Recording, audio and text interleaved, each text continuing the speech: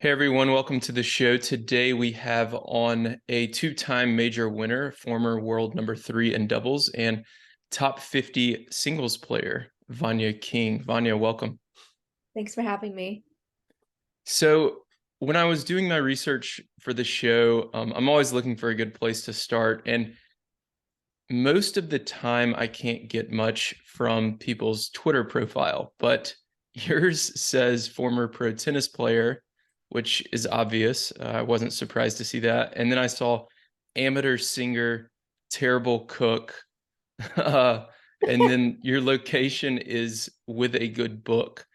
Explain each of those to start out for us today so that we can kind of get Oh, to know you a little bit personally. yeah. Well, no one's actually ever asked me about it, although I put that up.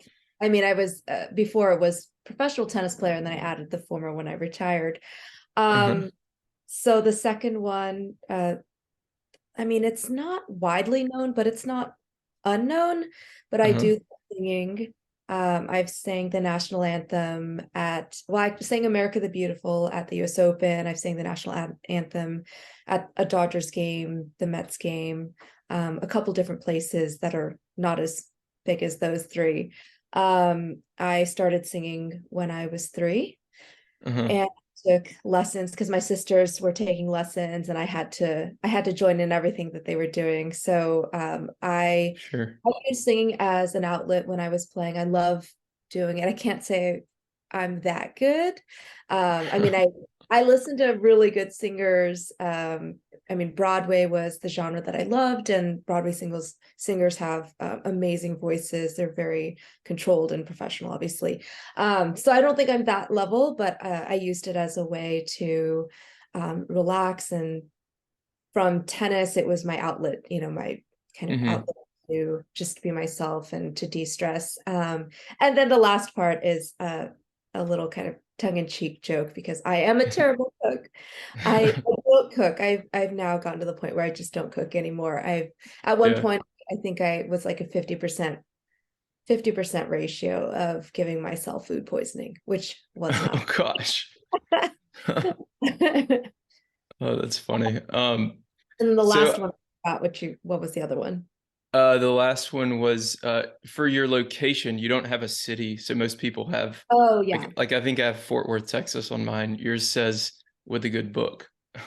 Oh yes. I mean, that was also just reflective of, especially when I was playing, my kind of nomadic lifestyle, and Hmm. which kind of continues. I took 60 trips last year, which was I counted it out. I just ended the year very tired and was like, okay, I'm gonna Yeah. at all the trips that I've done, and it was 60. Um, and I love reading, so Yeah. that's a constant for me. Yeah. Awesome. So where are you living now? I guess 60 trips, you're living all over the place, but where's kind of your home base? Um, so my home base is Florida. I Hmm. grew up in SoCal. I have to say that. I have to Yeah. plug that in because I don't feel like a Florida girl. I Hmm. definitely feel like a SoCal girl. I'm actually in LA right now. I'm at my parents' house Okay. for the holidays. And so I kind of bounce between LA and Florida and then use those as my home bases for whatever other trips I have. Got it. Okay. So I told you before we started recording that I'd listened to your podcast on the Inside In Tennis podcast with Mitch Michaels, and in that podcast episode, um, so let me back up. So I said earlier, you won 2 majors, you were world number 3 in doubles, you reached top 50 in singles, and yet in that podcast you said, "I'm not that athletic."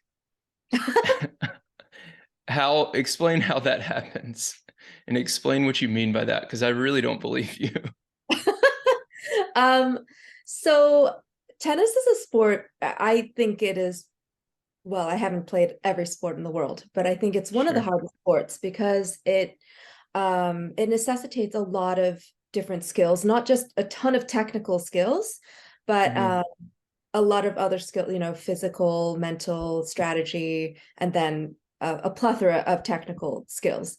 Um, so it's good and bad. I think that if I was trying to play another sport, I wouldn't have been as successful as I was in tennis. So Hmm.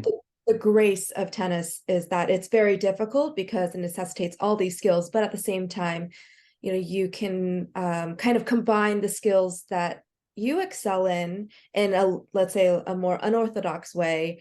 So for me, yeah, I was definitely the worst in terms of fitness. As a junior, every time I went to camps with the best players in the country, I was the worst. I was always the last one. Anytime we did, runs, sprints, jumps, any type of physical activity, I was last. I was dead last.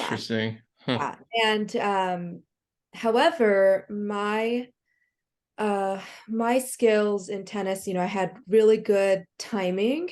I think people thought that I was a good runner because I was small and obviously I had to run. I would say I was not fast at all, but I had quickness. So my first 3 steps, I was very quick. I was very Hmm. agile in adjusting. So I had, small steps. My timing was great. My intuition, I would say, was good. Hmm.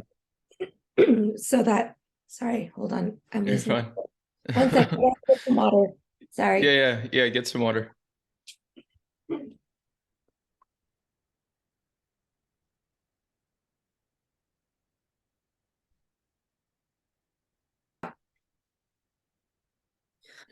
Yeah, so I would say that my talents, I had to run, but I had to use a lot of my intuition actually to anticipate where the ball was going because I wasn't actually that fast.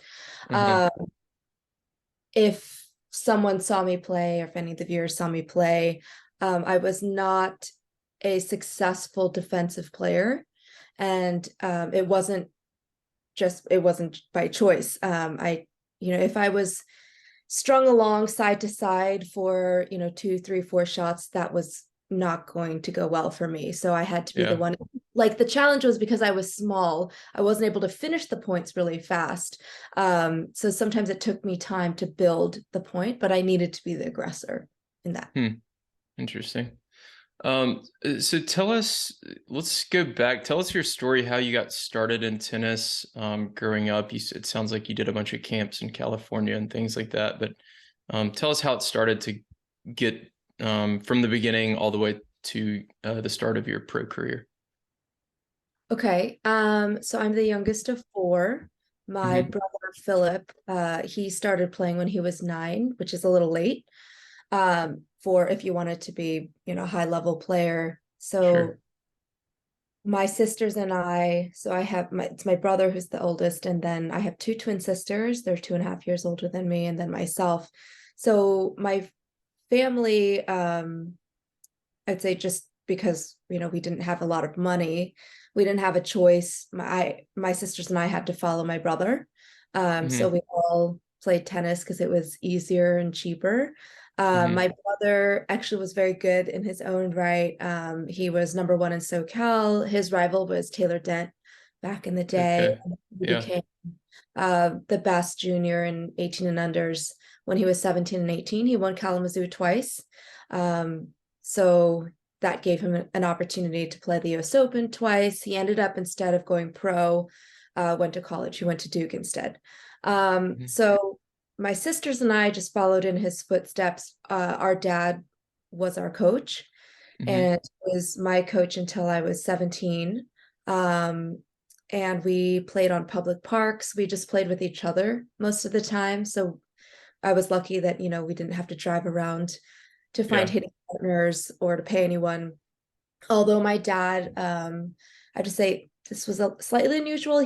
My parents had no tennis experience before my brother started playing. I would say, like, very little sport experience. So my dad just learned as much as he could by reading back in the day, reading books. There was no internet. Yeah.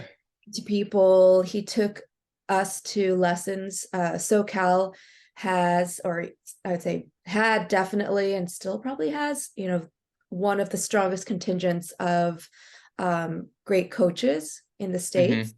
Hmm. Like, Florida has a lot of academies and there's a lot of high level players, but I would say there's a lot of great coaches in SoCal because a lot of former players that transferred into coaching.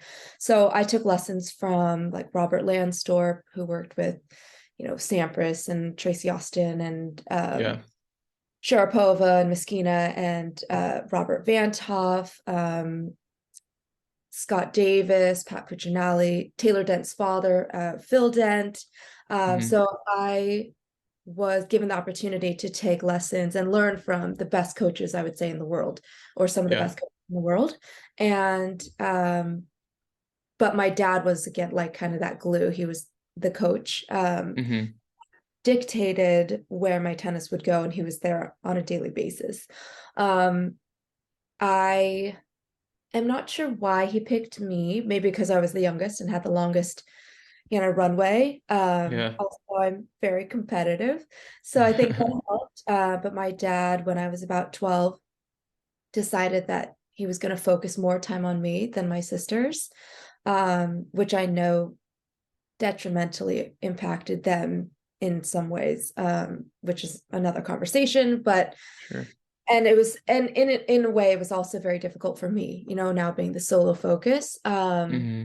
And so, but I was a successful junior at a young age. My dad made us play up, right? Especially me. So when I was 12, I was playing in the 16s, and then when I was 13, I had to play the 18s. And then when I was 14, I peaked in my, I would say, national junior career. I was number 3 in the nation. And Hmm. then kind of 15, 16, I started playing ITF juniors, a couple very low level, futures, low level pros. I really wanted to go to college. And so when I was 16, I finished high school a year early and I committed to Stanford. Hmm. Um, and then in that gap year, I got a wild card into the qualifying of the US Open. I qualified and I won a round. So at the time I was ranked maybe about 900, Yeah. um, which is, it's fine. Like it's fine for a 16-year-old, but it's not saying much. But Hmm. I qualified, I won a round. I beat a player that was top 40 and my ranking catapulted to, I think, about 300. And then I Hmm. finished out the year, the fall kind of winter season playing some challenges in the States was fairly successful. And then I ended that year at 150. And Hmm. so now I'm still thinking, I've got 8 months to going to college, which still wasn't it wasn't a difficult decision for me. I still wanted to go to college. But by Indian Wells, I was 70 in the world. Yeah. So I was 100. I was still playing as an amateur because I didn't want to give up college. And then at Wimbledon, I decided to turn pro. Yeah. Okay, that makes sense. Um, on the Inside In podcast, when I was listening, you talked a little bit about your title in Bangkok, and you said like the months leading up to that, people don't really see the work that goes on behind the scenes. And I wanted uh, to kind of ask you to talk a little bit more about that and elaborate on that because um, I was curious, I guess, did you feel like you were on the verge of winning a title, or did you feel like that improvement in practice, or is it not until like the match court where you get out there and then you're like, oh wow, like I'm playing way better than I was like a month or 2 months ago? Talk a little bit more about that process. Yeah, I would say in that particular instance, and it doesn't always manifest this way, I Hmm. like things came together at that event. Hmm. So I would say normally you would put in the work Yeah. and you would slowly see the progress. And at that time, I think I was seeing progress in pockets.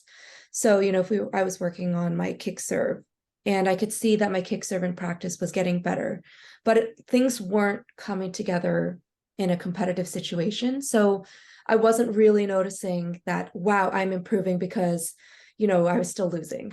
Hmm. And so I think as tennis players, unfortunately, we usually use winning as our marker of success, even though there's many markers of success.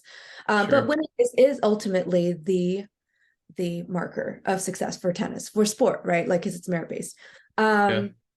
And so it wasn't until, and we were working on these things, which not every coach would do that.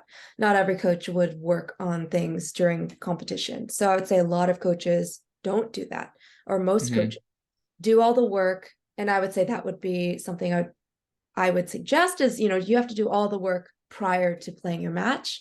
Like, all of that work has to be done. And then when you're at the match, your focus is on winning. So you got to use whatever you have at that moment to win. But my Hmm. coach at the time, his philosophy was, no, we're going to continue improving. Doesn't matter if you're in training or out of competition or in competition, we're going to continue working and building. Hmm. And I would say the reason why that is more challenging is because, yeah, I mean, you're in a competition again. Your merit is usually based on your success if you win or lose. And so it's definitely harder as a player, it's hard as a coach to justify kind of sacrificing competition or a potential of losing, and also the Yeah. downside that, maybe loss of self-confidence. So yeah, it was unusual in that regard. And then as I said on that podcast, it was not until the third tournament, which was Bangkok, that suddenly everything came together. And I don't know if Hmm. I think it was, the work that we had done. And it wasn't just the 2 weeks prior in competition, but we had been doing work, I would say, little by little since June since June. So it had been, a 4 month kind of process. There wasn't significant technical changes, which I Hmm. would, if you have technical changes, that takes longer. Yeah. But it was, a little bit of technical changes, working a lot on my serve, my kick serve, the direction of my game, and commitment to that. Yeah. And that translation from practice to matches is very difficult when you're trying to change kind of the style that you have. Yeah. Uh, so yeah, and also, I was in Bangkok. It was hot. Yeah. I don't like being in hot weather, but I actually thrive as a player. I did well in hot weather. That made the ball more lively. Hmm. Like I said, it wasn't as easy given my size to um, to just dominate the court. So given that it was a hotter, more humid condition, players got tired faster, whereas my endurance was quite good. And the ball was lively. So the weather assisted me in creating a more aggressive ball. Yeah.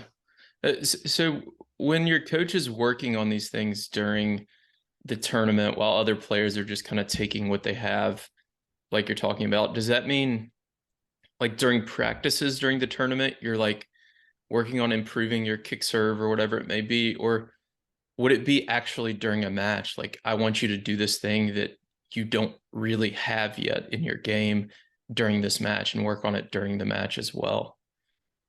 Both. I mean, if it was Both. just practice, then that would be, kind of like the out of competition training stuff. Okay. Okay. Yeah, the Got it. challenge is that if you're going to do it at a tournament, you can't just do it in practice and then not do it in a match, right? Because Okay.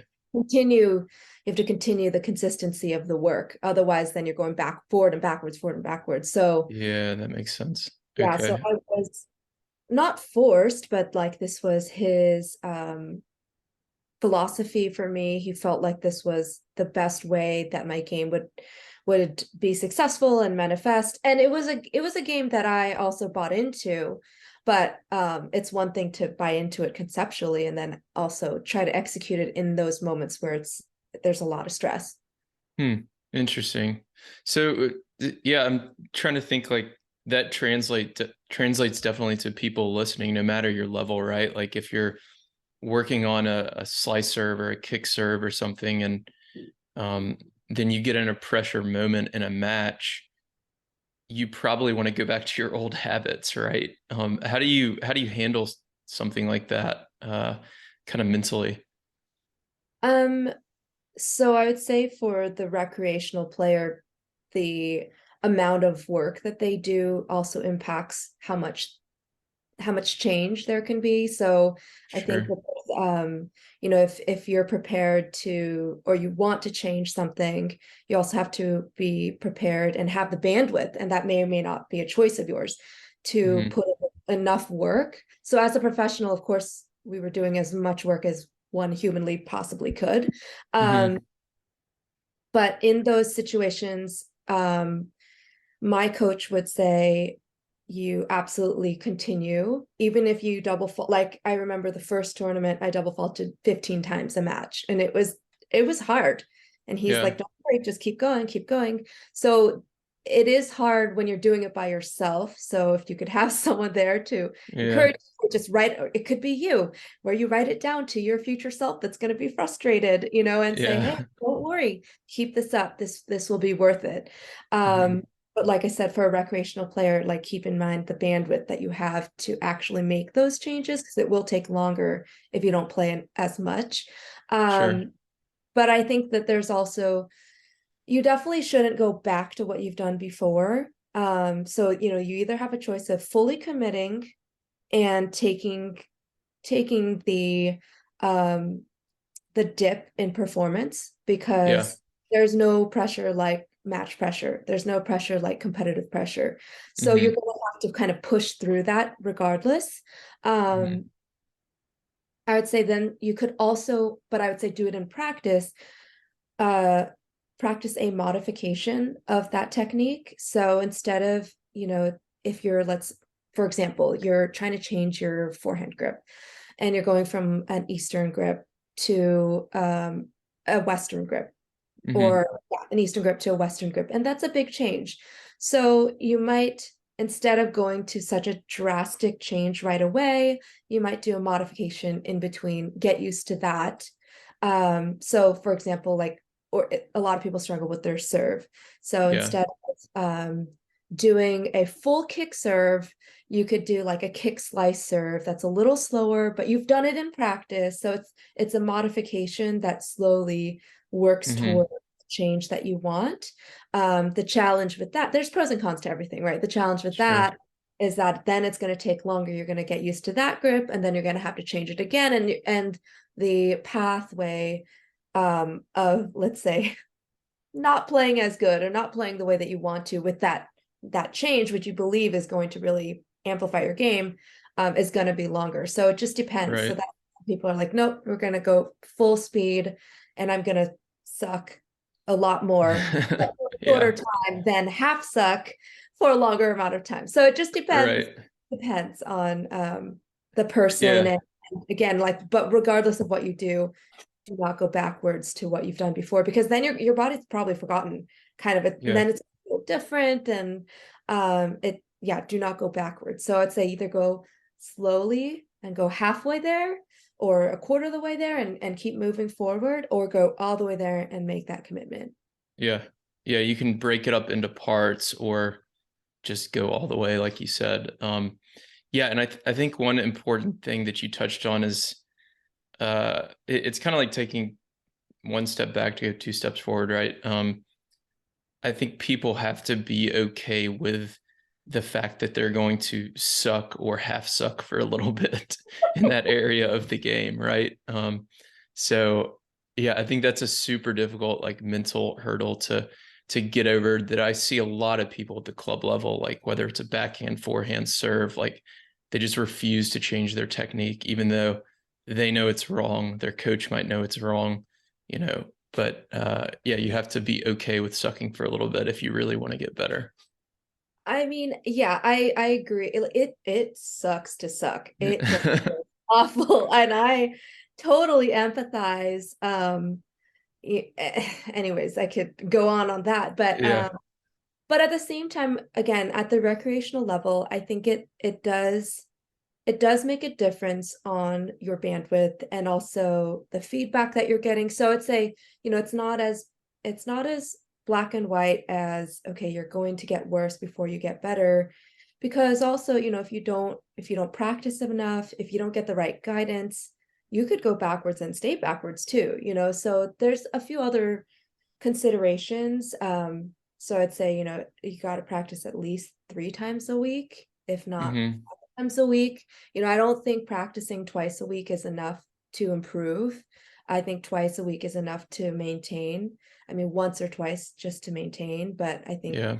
really trying to change things, you have to practice at least 3 times a week, and ideally 1 to 2 of those times has to be very specific on what you're trying to work on. Because I know a lot of recreational players, it's very fun to go out. Like, you don't have a lot of time and you just want to have fun. And that also Right. makes sense, right? Like, do you want to go backwards? Do you even want to take that time? Like, what is it depends on your goals, right? Like, if you Yeah. want to get from 3-5 to 4-5, okay, yeah, you're gonna have to change things if there's some technical impediments in your game. If you Yeah. want to 4-5, but if you want to just get to 4-0, then you maybe just like some slight modifications or some strategy shifts. Yeah, Hmm. or maybe getting fitter can make a big difference too. So Yeah, I'd say definitely. it's on your bandwidth, the feedback that you're getting, if you're getting the right feedback in that change. Hmm. Um, and then all yeah, and then also what your goals are. I wanted to ask a little bit about let's see. Let's ask about your doubles. So, in 2010, you won two majors. You won Wimbledon and then US Open. And I was looking at your Wikipedia page as well as Shvedova, who you won those tournaments with. And I think before that Wimbledon, you each only had one quarterfinal finish in a major and maybe a couple of third rounds. And so it seemed like y'all figured something out that summer. And then after that, you had multiple quarterfinals in doubles, a couple of semis, a final. So what changed in 2010 for you? Um, so well, first I'd like to say that the work when I won, let's say, that tournament in Bangkok in singles, I was working with that Hmm. coach until I was 19, Ray Ruffles, Okay. who And what year was that? Do you uh, remember? 2008, I can look it 2007, up. 2008, I think. Or Okay. no, I won Bangkok in 2006. So maybe 2006 to 2008. Yeah, 2006 Bangkok. Okay. Sorry, Yeah. go ahead. Um, and so I would say that the work that he had done in terms of my game Hmm. um, really helped my doubles game, my doubles results. And he was a coach that, like, he coached the Woodies. He also coached Renee Stubbs, who was number one. So he had Hmm. encouraged Renee to play doubles with me. She had a partner that didn't want, like, that got injured, and last minute he convinced her to play with me. I was still 17. I was still 17 at the time. Hmm. And it was back then called a tier one. So something like Indian Wells, like one of the Yeah. big events outside of slams. And we lost in the finals, 7-5 in the third to Lisa Raymond and Sam Stozer, who were the number three, like the number two team in the world. We had beaten actually the number one team in the world. And it was my first time uh, beating players or playing at that level, which was the top of the game, the top of the doubles game. Yeah. So by 2010, I would say, my doubles was slowly building. I knew that I had the game to play at the top because I had done so already. So I would say, like, the results didn't quite show that, but it wasn't for lack of belief that Yeah. and there's a few other factors, like singles was always my first priority. So if I had Hmm. to sacrifice doubles, like if I had to play qualies in singles, I would do that over playing doubles. So I didn't play doubles as much. And Hmm. it's also, again, you have to find it's doubles, so you have to find the right partner and the right Sure. match. When I got to the quarters of Wimbledon the year before, I was playing with Annalena Gronefeld, and she and I actually I really liked playing with her. Um, I felt we were building our team together. We were playing quite a bit the year before. So unfortunately for her, she got injured. She had a stress fracture at Indian Wells. So that's actually why I ended up finding different partners for French Open and Wimbledon. Like, once she was recovered, we were going to play again together because we were set for the whole year. Hmm. Um, and so I ended up asking Slava to play with me. We played juniors together. We didn't play doubles Okay. together. We played in juniors together. We knew each other. And Hmm. I always thought that she would be a good fit for me. I liked playing with someone. I needed to play with someone that was strong, usually like big and strong, that Yeah. hit a ball. Not inconsistent, because I was there to help um pick off shots. I was there to help be the glue, to the power, I would say. Hmm. But so they couldn't be too inconsistent either. So she was super solid, incredibly athletic. Her mom was 100-kilometer world champion runner, which is Wow. long marathon. Yeah, Yeah, that is long. long. So she comes from an athletic stock, not like me. For accountants. And we didn't have any expectation of winning slams, although I felt confident that we would be good together. I just didn't know what that meant. Hmm. Um, and it was a very unusual trajectory in terms of the speed of success, because we only played 2 tournaments together prior to playing Hmm. Wimbledon. But like I said, I think my game was there. Ray had cultivated this kind of all court game in me. He had the philosophy that singles helps doubles and doubles help singles. And I still to this day absolutely believe that. And back then, when I was 21, I had more of an all court game. Then I had a different coach who I absolutely love as well, but his philosophy was more of an aggressive baseliner game. So my game itself, just my tennis, kind of changed a little bit as I got older. But yeah, I mean, we lost in the final. Oh no, we lost in the semis of the first tournament we played. We lost in the semis to Bethany Maddox Sands and Liesl Huber. Hmm. Um, Badly. I mean, it was like 4-1, but on court, they were clearly better than us. And Yeah. then the tournament we lost in the finals. And these two tournaments were the smallest of the WTA events. They were like 250s. Hmm. Uh, and then we joked after losing in the finals of the second tournament, okay, so we've made semis, finals, so that means we should win Wimbledon. Um, Not knowing that it would actually come true. Also, Yeah. grass is actually my worst surface. Um, Oh, interesting. Huh. yeah, because grass, the ball stays so low.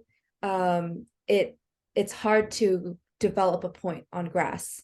You have to Hmm. kind of you either have to overpower someone, and usually having like serve is much more important on grass. And so that was Sure. part of the serve is the weakest part of my game. But you also, you need to be able to kind of maneuver balls. Either you like flick balls around like a Radwanska. There was some other players that you've seen in the past that excel on grass. There's some grass court specialists, but they're able to really maneuver the ball around. And for me, I Hmm. was more of a classic player. Used my timing. I would use my agility, my speed, and move the ball around more in a classic way, not kind of just flicking a ball here and there. Yeah. So anyways, grass was not my favorite surface. I also was sick. I had sinusitis. I already had bronchitis that year. I was on antibiotics. Slava had her racket stolen.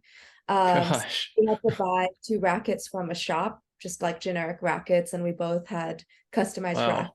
with weight and balance.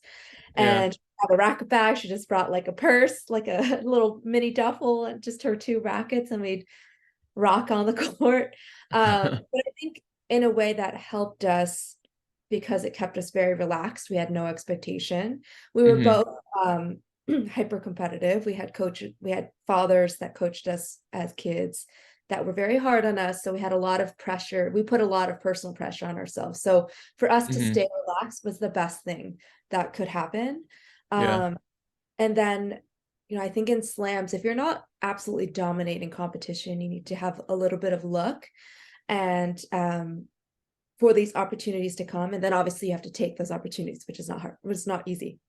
Yeah. So in the third round, we played against Sam Stosur and Nadia Petrova, who I don't think I had beaten either of them before, or maybe I had beaten Sam, but not Nadia. Like Nadia's game was very difficult for me. Um, Hmm. and in the warm up, Nadia, I still to this day don't know why she was so upset, but she threw her racket in the warm up. and which is Oh, I've never had that happen. So they yeah, I've were never seen that. anxious, and so we ended up winning that match. We in the quarters played against the number one team in the world, which was Kveta Peshke and Katerina Sirotnik. Hmm. We were down a set in a break, and I remember looking at my coach, and he was like, he was venting at me, which made me mad. And so then Yeah. I was like, I'm not gonna look at you. And I just decided to hit every ball as hard as I could. And I was my return was the probably one of the best parts of my game. Hmm. And I remember I hit them off of the return, like hit the net player off of my Oh, return yeah. about 8 times in that match because I was just, I was staying so close, so taking the ball so early, hitting as Yeah. hard as I could. The ball was coming off like a laser. We ended up winning that match. In the semis, we played against Bethany and Liesel, who we lost to 2 weeks before, completely Hmm. outclassed. And I remember saying to Slava, okay, again, we have nothing to lose. Obviously, we now have more matches under our belt, so we're playing better together. Our teamwork is better. But it was it was a strength of Liesel's to try to get under your skin. So Hmm. he would like, call out numbers before the server, so a 4 or 7, and it means nothing. I actually played with her and she told me it's not going to mean anything, but it's going to try to get under our opponent's skin So to this is try while to she's serving or while you're serving? while her partner's serving. So Oh, while her it's, partner. it's Okay. like she's calling plays, but she actually Yeah. won't because we were coming together and calling the plays. Interesting. It's Yeah. just like she was playing like some mental games, and Yeah. it was good at it. And I said, we're not gonna deal with it. Listen to it. We're gonna Yeah. go, we're gonna try our best. We're not gonna let it get on our skin. So we're gonna take it to them. So we were super aggressive. um Whatever she did, we just, we ignored, we focused on ourselves, and we beat them 2-2. And then in the finals we played against Zvonareva and Vesnina, who had Yeah. beaten actually the Williams sisters in the quarters. So the Williams Hmm. sisters had played, and they were at the time like in singles or doubles, whatever event they Yeah, they're played. the best. And by the way, Annalena and I had lost to them in the quarters the year before. So I was like, thank God Okay. we don't have to play them. Yeah. Uh, and it was all four of us first time in a Grand Slam final. So I Hmm. think there is no pressure like a Grand Slam final pressure. And I've only Yeah. done it 3 times, but, oh no, actually four. Sorry, I made finals of mixed at Roland Garros. But Hmm. um, in doubles, like I felt in doubles, I dealt with pressure well. In singles, I didn't deal with it as well. But Hmm. so even in the finals situation, I felt like, it helped. We were lucky in that we played two players that also were in the same boat as us, and we Yeah. dealt with the situation better than they did. If we had to Hmm. play Williams or any other team that had been in that situation before, I don't think we definitely would have had a worse shot at it. And I Yeah. don't know if we would have won. Yeah. So yeah, that like kind of everything, the stars aligned again, Yeah. A because little we bit of a lucky draw, I guess. yeah, I mean, I think like I said, if you're not dominating completely, Yeah. like maybe That like was a kind of your break that you, yeah, yeah. like you have to have, like I said, a little bit of luck. You obviously have to take the opportunity when it comes. Like the luck brings Hmm. those opportunities, but then you have to take those Hmm. opportunities, like a Raducanu at US Open, Sure. or Schiavone, who won Roland Garros one year. And like just the the stars have to align, but that's kind of life, when really big opportunities come, the stars have to align. You have to obviously have put the work in to be ready for that opportunity, and then you have to take it. Yeah. So yeah. Sorry, I went on a huge tangent for that. No, that was good. I have some follow-up questions to a lot of that. Number one, if somebody was doing that to me, like calling out numbers and stuff, I think I would just talk to my partner and say, hey, if she calls out 8, we're gonna immediately call out 9. And we're always gonna one up her. So for anybody listening, if you hear people Infinity messing plus with you, one. I think that's the best strategy. I think you just call out the higher number and that'll totally reverse it and get in their head. I think that's a good solution. I was a player that, especially when I was younger, I was taught by my parents, like, don't show anything. Don't show anything. Yeah. For me, No, it at the was, pro level, you probably can't do something like that. It's well, just you what I would can't. do. No, you definitely can't. Like, you're just calling out a number. So, Yeah. um, no, that's actually funny. I think I would try that now. But when I was younger, um, I definitely was a player that I had to I had to block because I'm an introvert actually by heart. Hmm. So I had to block out external stimuli to calm down. Yeah. So I think if you are an extrovert, then, or if you are planning it out, like if I knew Yeah. that it was going to happen, then that's okay because I know it's going to happen. But Yeah. so yeah, I think that that's actually an interesting one. I that may have gone under skin. I also played against her at team tennis, and I Hmm. got sucked into the mind games. And I remember one time, like for me, I wasn't able to do it. Like I needed to just block her out or block that kind of player out and just focus on myself. And when I was a kid, my mom used to say like the most annoying thing for a person, like if they're getting under your skin or they're being unsportsmanlike, I mean, unfortunately, you can't really control it, but Yeah. the best thing you can do is win. Yeah. And so, like that will be the biggest one up on them. Hmm. So like again, because I was an introvert, if I tried to if I tried to be loud or engage, it Yeah. wasn't me. But I would say like, yeah, you can either do it my way or you can do it your way, and they're both good ways. You Yeah. could Yeah. I just think it'd be funny personally, but another follow-up question, and I know you need to run here soon. Maybe we'll do a part two and talk because I have a lot more strategy questions too, down the road. You mentioned that growing up, your dad was your coach and he was pretty hard on you, and you hear like a lot of, I don't know, like I read Open by Agassi, and I'm not trying to make comparisons because I don't know anything about your situation, but if you, let's say you were like walking around a public tennis center or something and you saw like a coach or a parent or something who's like kind of pushing their kids too hard, what advice would you give to that coach or parent in that situation? um so it's a difficult concept because there's, Hmm. well, it's, to me it is black and white. When you abuse someone, that is black and white. Sure. That's obviously Yeah, not yeah, yeah, acceptable.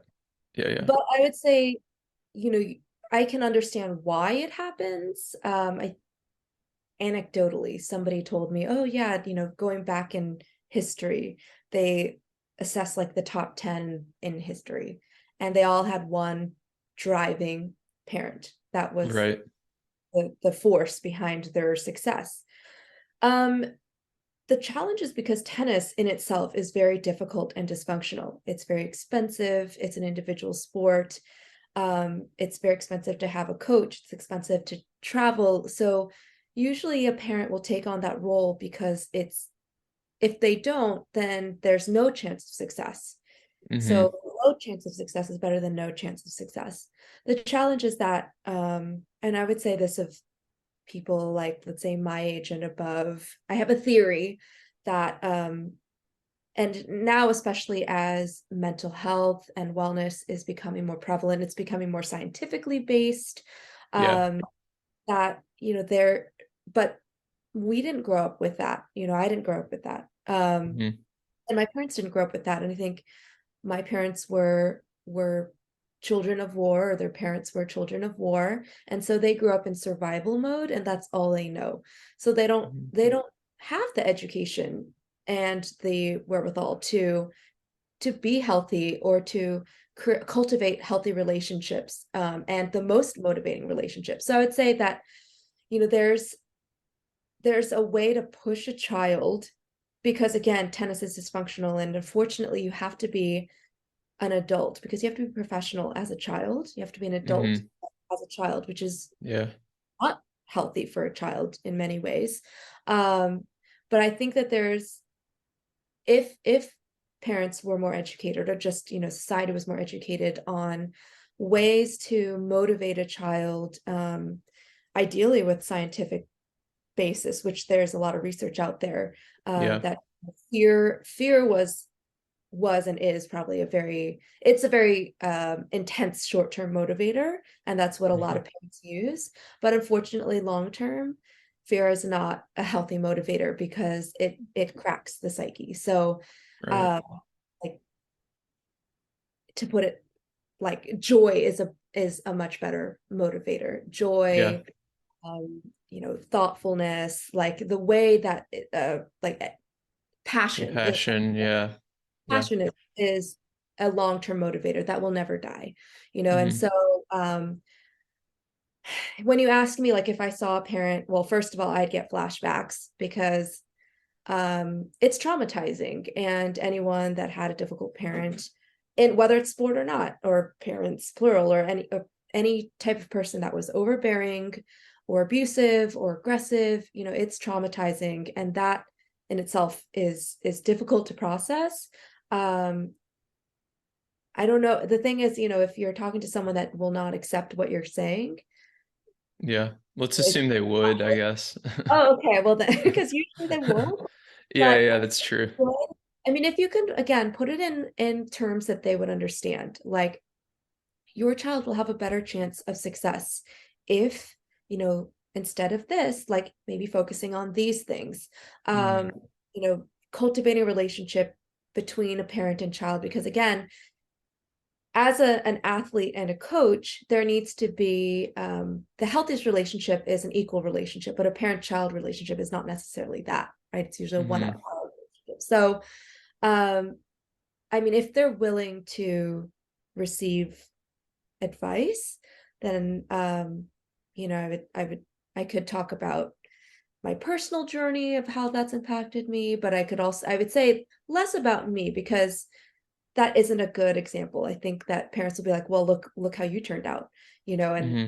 there's plenty more kids that quit tennis, that hated it, that don't have good relationships with their parents. I mean, I can't say that I have a bad relationship now with my dad, but we don't have the ideal relationship. I'd love to have that father-daughter relationship where I could confide in him and he could be kind of a support system, and we don't have that. We have a Hmm. relationship that's the best one we can have now, but because of our past, and because of also his personality, and or my personality as well, like, there isn't going to be a lot of growth in a relationship. And to me, I think when you love someone, you want to have growth in that relationship. So anyway, sorry, I'm going to tangent again, but You're good. yeah, I just think, like, if there's ways that would resonate with that parent, what is their motivation behind it, trying to understand why are they behaving the way that they are, right? Is this, Hmm. they really really want their child to succeed, they're immigrants, and like my parents were immigrants, and really want to see their children succeed because they have come to this country, trying to build a better life for their kids, right? And Hmm. um or is it because maybe they're living vicariously through their child, and that's not healthy, right? Right. So to understand the motivation behind it, and then providing solutions to not just don't do that, because that's not helpful, like, don't do Hmm. that, Yeah. but Yeah. here's why this isn't helpful, and here's some things you can do that it might take longer, but at the end of the day, a tennis career is very long. And so we're not thinking about today, tomorrow, this year. We're thinking about 10, 20 years, right? And we're thinking about tennis as a whole in somebody's life. My professional career ended last, or 2 years ago now, but my Hmm. tennis my tennis life will last forever, right? Right. So making sure that's also important, that there's many other ways that tennis can provide value, and it's not just being a professional tennis player. It's the social and networking and skills, and a variety of different ways that it can provide opportunities. Yeah. Absolutely. Yeah. That's a super important topic. So that's why I wanted to bring that up, and I appreciate you sharing. So I know you need to run. Last question for you. How do we make doubles more popular? Um, I think that oh gosh, that's a hard that's it's a multifaceted one. There's no one Yeah. answer. I think doubles is popular. First of all, it is popular, right? Most people that play doubles because as you get older, singles is hard on the body.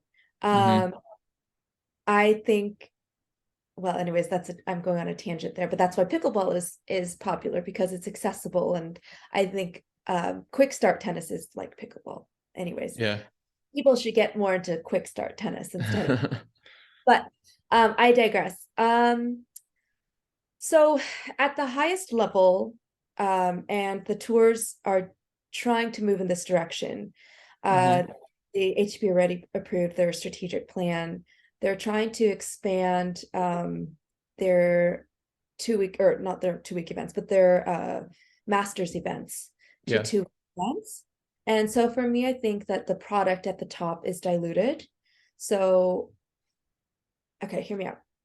So right now we have something like, don't quote me on this, but like 150 between HP and WTA tournaments a year. Like as an average fan, which I'm not an average fan, like I'm more interested than an average fan. Yeah, of Like course. for me, there's too many tournaments. It's too much going on. Yeah. So I, 11-month season. Yeah. yeah, it's too much. I think, we've got I think in an ideal world, we have our grand slams, which are popular, like very popular and well watched. And then we have 10 to 15 large events like our masters events and like I said, the ATP is already moving that way and the WTA I think is as well. And those make up the main product for the average viewer because then that makes each tournament a much more successful and lucrative model, right? Because Right. everything now drives, all the eyeballs drive there, the prize money drives there, all the players are driven there. And so the reason why this is connected to doubles is that more players will be able to play doubles because we have 2 week events. So if you see Indian Wells in Miami, you'll see players like Nadal and Federer, like back in the day, Hmm. playing. They would play doubles because they could. Not Because like you're instead not playing back-to-back singles. of back-to-back Right. singles, play 2 matches a day. You can now Hmm. play every other day. Your bodies can have a rest. So it in inadvertently would help the doubles, like creating a stronger product that's Yeah. healthy for players will help doubles because when I was growing up and it's going away from this and it went away from this more quickly in the men's side, but now there's a segregation between singles and doubles players as opposed to just tennis players. So back in the day, like if you played tennis, you played every event that you could possibly, but as it became more physically demanding, and then of course the singles, the prize money started also. I mean, it's not, the prize money gap has been, I would say, consistent. It's an 80-20 split. So, but Hmm. it's an 80-10 split, right? Because double splitters have to split the 20. So Yeah. given prize money has increased a lot. So then of course, one, it's so difficult. So then you're going to prioritize singles first because it makes a lot more money, right? It just makes sense for Yeah. you as your job because it's your job. So I think if the product is strengthened to the point that it's better for the viewers, then it becomes healthier for the players. Then that will really help doubles because more players will be playing doubles. It'll be a contingent of tennis players that play all these events versus Hmm. them. Because Yeah. then I'd say that I would argue that if you have a segregation of singles and doubles players, then it is looked at like a tier two, like a second tier, because the best players, then the best tennis players will play singles, and then those that couldn't will go and play doubles, which is not the Hmm. healthiest for the game, I don't think. And if you Right. see slams, those players, at least in women's side, because I would argue the men have segregated a long time ago. But the women's side, the ones that win slams are the singles players, but they're not singles players. They're just tennis players. They're the best tennis players that play. But Right. I think they don't get the opportunity to because it's just too difficult. Yeah. Yeah, it's a complex topic. Anyways, we didn't get a chance to talk about your nonprofit Serving for Hope and a lot of other stuff. So maybe we can do a round 2 at some point. I know you have another call, so you have to run, Vanya, but thank you so much for doing this, and thanks everyone for listening. Any last words before we hop off here? Um, one thing that so in terms of strategy, and we can do another call Yeah. to talk to go more in depth of it. But I would say one thing I noticed up until the from the recreational level, because I've actually done I sporadically teach doubles clinics for more Okay. recreational level Cool. league, I call them. Yeah. So through 4.0, 3.5 to 4.5 ish.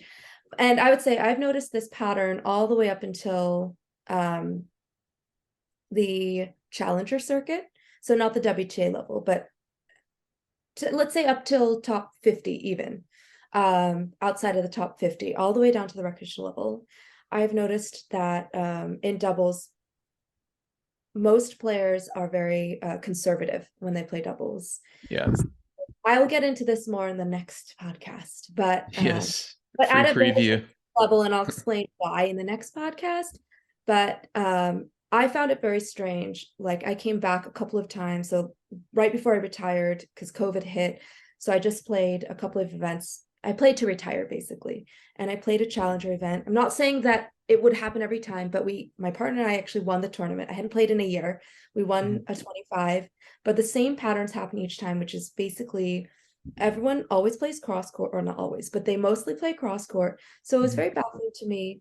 So then I was like, okay, I'm going to cross every single time Yeah. because chances are they're going to play cross court. My volleys are good enough. So chances are I'm going to win the point every time. And I just found it really unusual. I think there's a level in recreational like 3.0 to 3.5 that they don't necessarily do that because there's a lot of lobbing in play. So I'll go in more to devil Yeah. Yeah. next one. But if you notice that if your opponents, and I would say even still at the 3.0 3.5 level, most times they play cross court. And if not, it's a lob. But it's cross court, cross court. It's like constantly cross court, and under pressure, it's cross court. So when you know that your opponent is playing cross court, I would say you should just keep going, constantly keep going, because you're going to give yourself a better chance of winning. Yeah. Totally agree. Awesome. Free preview for the next episode. Thanks again, Vanya. And thanks everyone for listening. And we'll talk to you in the next one. If you want to become a smarter doubles player and start winning more matches, then join the Tennis Tribe Doubles Strategy newsletter. Every single Thursday, I'll send you a new doubles tip or tactic that you can use in your very next match. And when you join, you're going to get a free guide on how to play with more confidence and start dominating at the net in doubles. My name's Will. I'm the founder of the Tennis Tribe, and over the last 5 years, I've worked with players at every level of the game, from USTA 3.0 players all the way to Division I college programs, as well as some of the top 10 doubles players in the world. And on Thursdays, with this strategy newsletter, I share that knowledge and advice that I've gained over the years with you. So to sign up, you can go to thetennistribe.com. And again, you'll get that free net play guide when you join.